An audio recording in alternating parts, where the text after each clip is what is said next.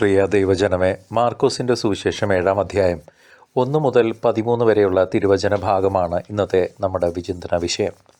പുറമേയുള്ള ആചാരങ്ങളിലും പാരമ്പര്യങ്ങളിലും മാത്രം ശ്രദ്ധ കേന്ദ്രീകരിച്ച് ഹൃദയത്തിൻ്റെ ആഴങ്ങളിൽ ദൈവത്തെ മറന്നുപോകുന്ന പരീശന്മാരുടെ മനോഭാവത്തെയാണ് സുവിശേഷം ഇന്ന് നമ്മുടെ മുന്നിൽ തുറന്നു കാട്ടുന്നത്.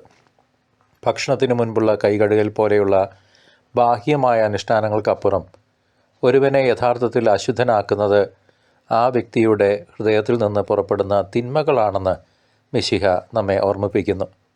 ദൈവകൽപ്പനകളെക്കാൾ ഉപരിയായി മനുഷ്യരുടെ പാരമ്പര്യങ്ങൾക്ക് പ്രാധാന്യം നൽകുമ്പോൾ, കുടുംബ പേരുകൾക്ക് പ്രാധാന്യം നൽകുമ്പോൾ നമ്മുടെ ആരാധനയൊക്കെ വെറും പ്രകടനമായി മാറാൻ സാധ്യതയുണ്ട്. കത്തോലിക്ക വിശ്വാസികളെ നാം കൂദാശകളിൽ പങ്കുചേരുമ്പോൾ അവ കേവലം ചടങ്ങുകൾ ആയി ഒതുങ്ങാതെ ഹൃദയത്തിൻ്റെ ആത്മാർത്ഥമായ സമർപ്പണമായി മാറണം. ചുണ്ടുകൾ കൊണ്ട് ദൈവത്തെ സ്തുതിക്കുകയും ഹൃദയം കൊണ്ട് ദൈവത്തിൽ നിന്ന് അകന്നു നിൽക്കുകയും ചെയ്യുന്ന അവസ്ഥയെ നാം ഭയപ്പെടേണ്ടതുണ്ട്.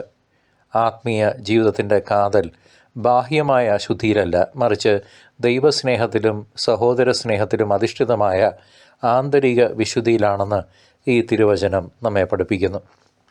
മാതാപിതാക്കളെ ബഹുമാനിക്കണം എന്ന ദൈവകൽപ്പനയെ കോർബാൻ എന്ന പാരമ്പര്യത്തിൻ്റെ മറവിൽ ലംഘിക്കുന്നവരെ യേശുക്രിസ്തു ശക്തമായി വിമർശിക്കുന്നത് നമ്മുടെ ജീവിതങ്ങൾക്കുള്ള താക്കീതാണ്. നമ്മുടെ സ്വാർത്ഥതയെ ന്യായീകരിക്കാൻ നാം ഒരിക്കലും മതപരമായ നിയമങ്ങളെ ആയുധമാക്കരുത് എന്ന് കത്തോലിക്ക സഭ ഈ വചനത്തിലൂടെ നമ്മെ ഉദ്ബോധിപ്പിക്കുന്നു. വചനം വെറുമൊരു അറിവല്ല, മറിച്ച് അത് നമ്മുടെ ജീവിതത്തെ പരിവർത്തനം ചെയ്യേണ്ട ജീവനുള്ള ശക്തിയാണ്. പാരമ്പര്യങ്ങളെ ബഹുമാനിക്കുമ്പോൾ തന്നെ അവ ദൈവഹിതത്തിന് വിരുദ്ധമാകുന്നില്ലെന്ന് ഉറപ്പുവരുത്താൻ നമുക്ക് വിവേചന ബുദ്ധി ആവശ്യമാണ്. അനുദിന ജീവിതത്തിലെ ചെറിയ ചെറിയ പ്രവൃത്തികളിൽ പോലും ദൈവത്തിൻ്റെ നീതിയും കരുണയും വെളിപ്പെടുത്താനാണ് നാം വിളിക്കപ്പെട്ടിരിക്കുന്നത്. അത് നാം തിരിച്ചറിയണം. സഭയുടെ പ്രബോധനങ്ങൾ ഉൾക്കൊള്ളുന്നതിനോടൊപ്പം നമ്മുടെ ഹൃദയങ്ങളെ ദേവാലയങ്ങളാക്കി മാറ്റാൻ നാം പരിശ്രമിക്കണം.